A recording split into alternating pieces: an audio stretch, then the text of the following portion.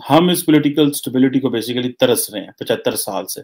कभी डिक्टेटरशिप है, कभी डेमोक्रेसी है, कभी जो हाइब्रिड रजीम है, कभी कोई आ जाता है, कभी कोई आ जाता है। सियासतदान भी ज़लील हो रहे हैं और ज़लील कर रहे हैं एक-दूसरे को, अवाम को भी ज़लील कर रहे हैं। मतलब ये एक इंतहाई जिसे कहते हैं ना, एक इमैच्योर स्टेट के तौर पे हम दुनिया में हम सामने आते हैं हमेशा, और हम अपना ही मज़ाक उड़ाते हैं, हम किसी का कोई मज़ाक नहीं उड़ाते। और फिर हमारे पास वो जिसे कहते हैं ना, होता भी बहुत कुछ है। हमारे खिलाफ अमेरिका साजिश कर रहा है, कभी इंडिया साजिश कर रहा है, इंग्लैंड साजिश कर रहा है, यूरोप साजिश कर रहा है, और दुनिया नहीं चाहती हम तरक्की करें, और दुनिया हमारी तरक्की के पीछे पड़ी हुई है। दुनिया हमें बहुत ज़्यादा जो है वो खतरात हैं। खतरात हमें सिर्फ़ अंदर से ही हैं, और वो खतरात ये हैं कि इसमें फिर बात कभी करूँगा। वो खतरात सिंपल सी यही है कि अवाम की विल को माना जाए।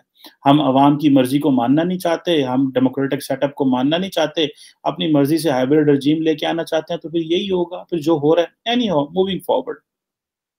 अच्छा, अब एक तो कश्मीर के ऊपर, कश्मीर हमारा मसला है, दुनिया मुस्लिम दुनिया का तो मसला नहीं है। खैर माज़ी में हम, जैसे मैंने पहले कहा, सपोर्ट करते हैं, अब तो वो सपोर्ट भी नहीं कर रहे हैं। ओआईसी का सेशन जब हम फॉरेन मिनिस्टर्स का बुलाना चाहते थे, जब भारत ने 370 या 35A रिवोक किया था, और वो सब जो कॉन्स्टिट्यूशनल चेंजेस हुई, इसको यूनियन टेरिटरी बनाया, सब कुछ हुआ, तो उस वक़्त तो ओआईसी कहता था हमने बुलाने नहीं है। हमने बड़ा शोर-शोर डाला, हम उधर मलेशिया चले जाएँगे, हम ईरान के साथ मिल जाएँगे, हम जो है वो टर्की के साथ एंगेज हो जाएँगे, हम उस वक़्त कतर वकरा सी ओआईसी, तो हम कतर जो है उसके साथ वो कोई अलग ब्लॉक बना लेंगे। हम कोई ओआईसी का जो है, हम कोई इस्लामोफोबिया के लिए जो है वो चैनल बना लेंगे, बड़ा कुछ कर लेंगे। लेकिन बाद में हमें सऊदीज़ ने डाँटा, हमें इमरान खान साहब को, और सऊदी डाँटना ही कहूँगा, दूसरे तरीकों से और क्या कहूँगा इसको। जब आप और हम यहाँ पे वो जिसे कहते हैं ना कि नारे मारते हैं, ओ अमरीका, अमरीका की ऐसी-तैसी, हम अपनी खुद मुख्तारी के ऊपर कभी कब्ज़ा जो है वो कॉम्प्रोमाइज़ करेंगे, लीडर वो नहीं होता। ये हमारे लीडरान की स्टेटमेंट्स हैं, लीडर वो नहीं होता जो झुक जाता है। उधरों एमबीएस का फ़ोन आया, खबरदार मलेशिया गया, तो साथ ही हमारे जो थिंकर्स हैं उन्होंने स्टेटमेंट जारी करनी शुरू कर दी। उन्होंने कहा, पायन, this is called as strategic patience.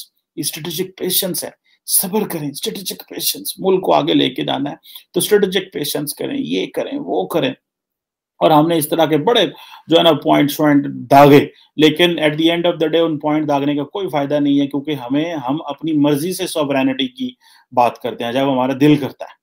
अभी अगले दिन इंडिया ने हमारी सॉवरेनिटी की वायलेशन की है, हमने तो हम तो उस मिसाइल को भी नहीं रोक सके। खैर वो अलग बात है, एक और डिस्कशन है। Any how the question remains कि ये जो ओआईसी का इजलास था, पहला कश्मीर, फलस्तीन, फलस्तीन क्योंकि मसला है मगरब का, मुसलमान दुनिया का, अरबों का, वो उसको हल कर लेंगे, और वो ज़ाहिर बात है अलहदा उसको करना चाहते हैं। ना उन्होंने ओआईसी से पूछना, ना उन्होंने मुसलमानों से पूछना, ना उन्होंने किसी और से पूछना।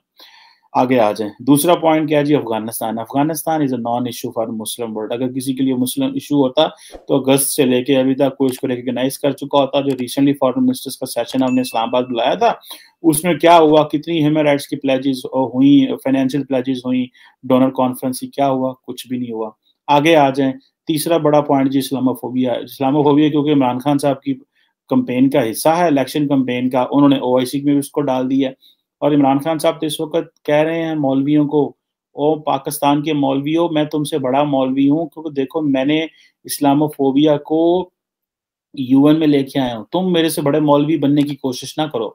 और क्योंकि इमरान खान साहब सिर्फ मौलवी जो है वो दाएँ बाजू का मज़हबी वोट लेना चाहते हैं, कंज़र्वेटिव वोट बेस उनकी है, वो उसको बात करेंगे। आगे आ जाता है जनाब कि जी, capital flight from the developing world. ये जो कैपिटल फ्लाइट है, पैसा यहाँ से चला जाएगा, चला जाता है, और वेस्टर्न वर्ल्ड उसको रख लेती है। यूरोप, अमेरिका, इंग्लैंड, यहाँ पे जो फाइनेंशियल सेफ हेवन्स हैं, उनको चाहिए कि वो हमारा पैसा वापस भेजे। कभी कोई ऐसे भी पैसा देता है? सारे मिडल ईस्ट का पैसा तो वहाँ पड़ा होगा, जो बड़े लोगों का। पाकिस्तानियों को भी, और बहुत से, कौन इस तरह देगा? अपने अपने मुल्कों के लॉस ठीक करने होते हैं, ताकि पैसे कैपिटल फ्लाइट ना यहाँ से हो, पैसा चोरी ना हो, आपके लोगों को सजाएं दे सके, जो कि इमरान खान साहब नहीं दे सके। इमरान खान साहब का जितने भी पार्टी मैनिफेस्टो है, वही इमरान खान साहब वहाँ पे डिस्कस करते हैं इस तरह के मल्टीलैटरल फोरम पे, ताकि इमरान खान साहब ये कह सकें कि देखो मैं जनाब अपना इंटरनेशनलाइज करता हूँ। और दूसरा, इमरान खान साहब को इस चीज़ का पता है कि मुस्लिम वर्ल्ड कोई चीज़ नहीं है, ये सिर्फ एक ब्लॉक है, इसका जो टेक्निकली कोई फ़ायदा नहीं है अब हमें, और ये इसने हमें करना भी कुछ नहीं है। ओआईसी, इंडिया ने टफ स्टेटमेंट दिया है, क्या ओआईसी इसको रिस्पॉन्ड करेगा? क्या ओआईसी इसके ऊपर बात करेगा?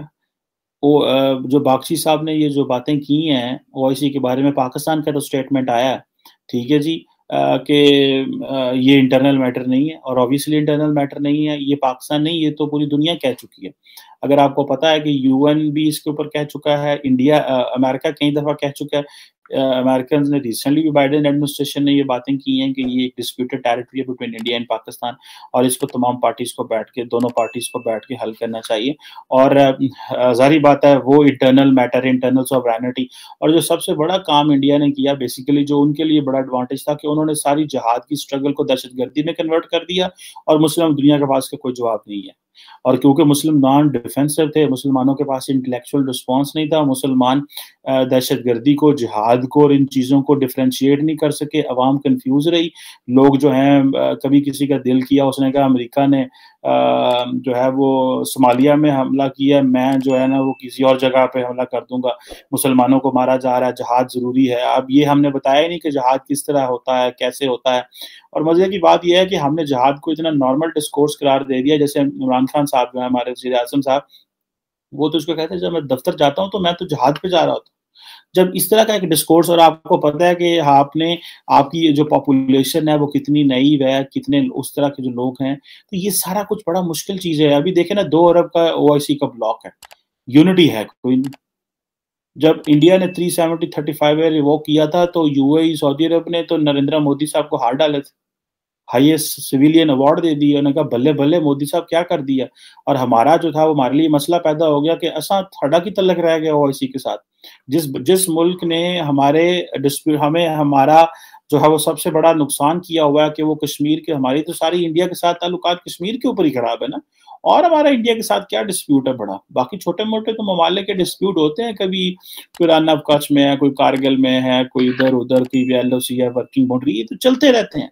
बट द क्वेश्चन रिमेन्स, जब उनको पता था मुस्लिम वर्ल्ड को, लेकिन मुस्लिम वर्ल्ड क्या करे भाई, अगले दिन तो $100 अरब की बायलैटरल ट्रेड की बातें हुई हैं यूएई की और इनकी। सऊदी अरब को पता है हमारा बड़ा ऑयल इंपोर्टर है इंडिया। इसी तरह कतर, कुवैत, इस वक्त जो सबसे ज्यादा जो डियास्पोरा बैठा हुआ है इस दुनिया इधर, वो सारे इंडियंस हैं।